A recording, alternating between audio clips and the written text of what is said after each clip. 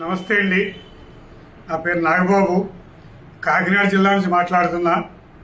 కాపు కులం అంటే అభిమానంతో ఈ కులం మీద, కుల సమస్యల మీద తిరుగుతూ నా యొక్క తెలిసింది ఈ వీడియో రూపంగా మీకు తెలియజేసుకుంటున్నా.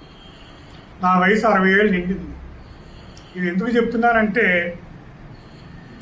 ఒకప్పుడు అంటే ఒక 25 ఏళ్ళ క్రితం, 30 ఏళ్ళ క్రితం ఏ కాపుడికన్నా సమస్య వస్తే పైనుంచి కిందకు వద్దాం, రాయలసీమ వెళ్తే ఓ సాయి ప్రతాప్ గారు, అలాగే ఆ పక్కనున్న కొంతమంది చోటా కాపు గారు, ఓ మూర్తి, మాజీ ఎమ్మెల్యే మూర్తి గారు కడపలో, ఇలా కొంతమంది ఉండేవారు.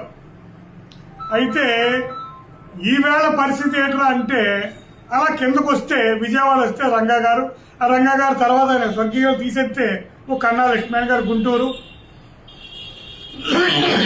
అలా కిందకు వస్తే ఇలాగ ఉత్తరాంధ్రకి వెళ్తే ఓ కళా వెంకటరావు గారు, ఓ బొత్స సత్యనారాయణ గారు, ఓ గంటా శ్రీనివాసరావు గారు, ఇలా కిందకు వస్తే ఓ మధుగడ పద్మనాభం గారు, ఓ తోట త్రిమూర్తులు గారు, ఇలా వెస్ట్ గోదావరి వెళ్తే కరాటం రాంబాబు గారు, కళ పైకి వెళ్తే ఇలా ప్రతి జిల్లాకి పెద్ద పెద్ద కాపులు ఉండేవారు నాయకులుగా.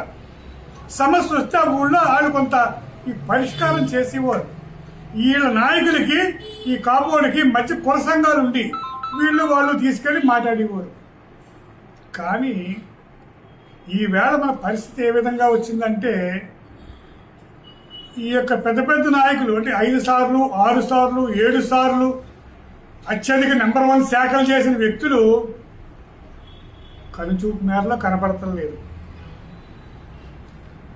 40 ఏళ్ళ అనుభవం ఉన్న ముఖ్యమంత్రి గారు చంద్రబాబు గారికి కాపు కులం గురించి సంపూర్ణంగా తెలుసు. కానీ వారేమీ మాట్లాడటం లేదు.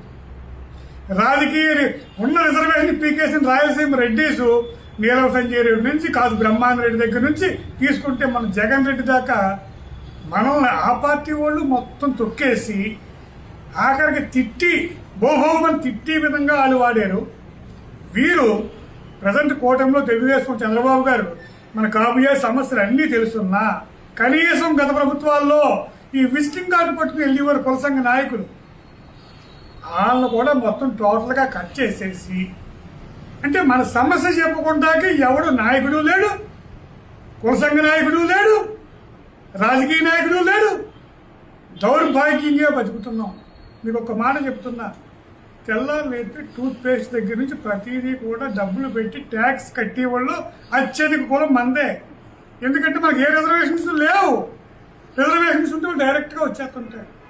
ఈవేళ నేను ఎందుకు చాలా బాధతో చెప్తున్నా సుమా, ఈవేళ పరిస్థితి ఏంటంటే, కష్టం వస్తే చెప్పుకునేవాడికి వినేవాడు లేడు, చెప్పుకుందామంటే వీళ్ళు బాధపడుతుంది తప్ప.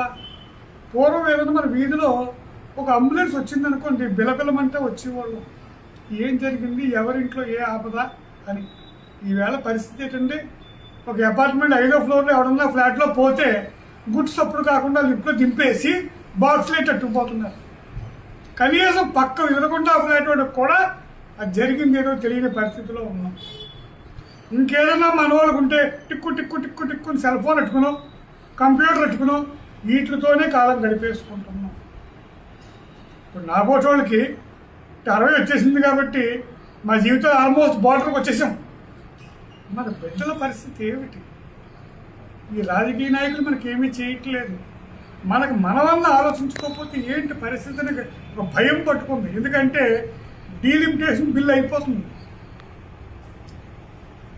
అంటే ఒక గ్రామంలో ఫర్ ఎగ్జాంపుల్ గ్రామం వార్డులో ఉందనుకోండి, ఆ వార్డులో 5,000 జనాభాలో మనం 2,000 3,000 ఉన్నామనుకోండి.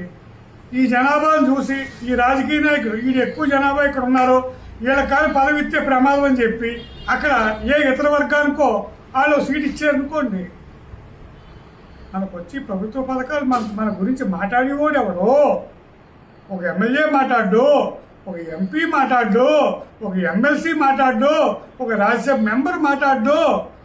రోజు రోజుకి మన నాయకుల శాతం తగ్గిపోతున్న వేళ రేపు డీలిమిటేషన్ వచ్చేస్తుంది కాబట్టి అదేదో పెరిగిపోతున్నాయి సీట్లు అని చెప్పి మీరు ఎగేసుకుని ఇప్పటి నుంచి మీరు తిరిగితే చివరికి మనకి 0 కింద కనబడుతుంది.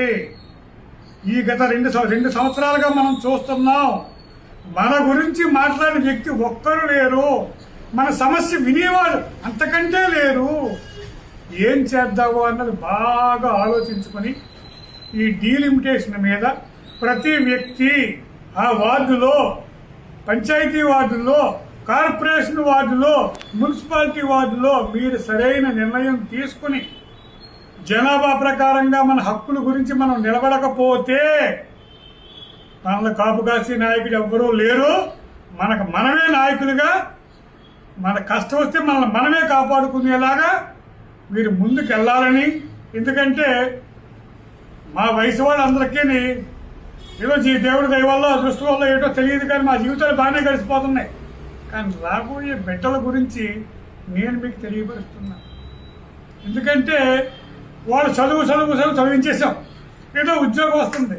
వాళ్ళ కష్టం వస్తే బుధమ్మి చెయ్యేసి కూడా కరువు అయిపోయి రోజుల్లో మనం ఉన్న విషయం గుర్తెరిగి మనకి ఒక నాయకులు తయారు చేసుకునే అవసరం ఉంది. కాబట్టి డీలిమిటేషన్లో మీ యొక్క అవసరం కోసం, మన జాతి అవసరం కోసం నిలబడాలని మనస్ఫూర్తిగా కోరుకుంటున్నా.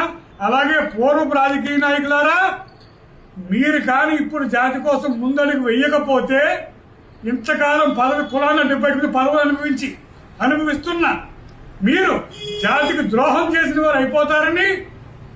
మీరు ఏమనుకున్నా సరే, ఇది నా గుండెల్లో వేదన. నేను మీ దగ్గరికి వచ్చి కాంట్రాక్ట్ వర్క్ లేకపోతే రికమెండేషను ఈ వేళకి 60 ఏళ్ళు ఎవరి దగ్గరికి చేయలేదు. నా జాతి కోసం, నాకు కులం మీద ప్రేమతో నేను ఏ ఇతర కులాలకి కూడా వ్యతిరేకం కాదు. అందరి కులాలతో కలిసే ఉంటాను. వాళ్ళు అందంగా బ్రతుకుతున్నారు. నా జాతి రోజు రోజుకి దిగజారిపోతుందని ఆవేదనతో ఈ రోజు ఈ విషయం చెప్పుకున్నానని మనస్ఫూర్తిగా కోరుకుంటూ మీ నాగబాబు, కాకినాడ జిల్లా నుంచి.